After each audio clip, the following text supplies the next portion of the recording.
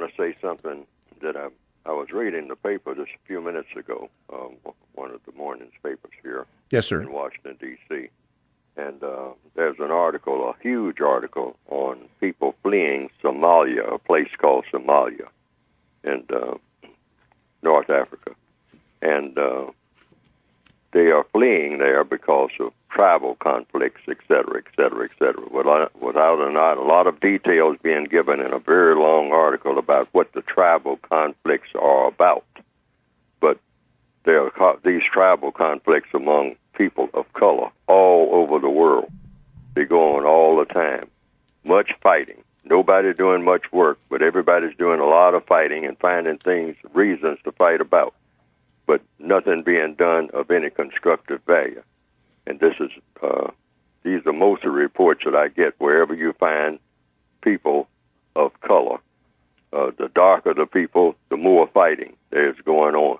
And so the usual suspects, I believe, are always behind that. That's the white supremacists of the known universe. So I was thinking about keeping the discussion about things like that all in simple language. Now, the people flee to places where they are.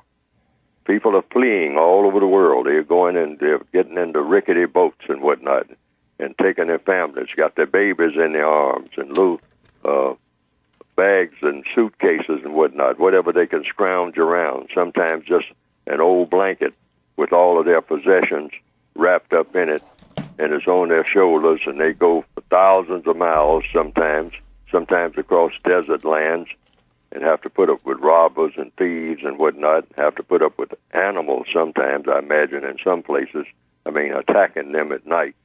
And finally they get to some water, and they will hire somebody or try to bribe somebody or try to beg somebody to take them across the water to get away from the fighting. So they are running from a lot of fighting and what they call poverty and distress. Then it comes down to number two. We've covered what they're running from, because they're running. They're trying to get away from something. And so they're running from something, trying to run to something.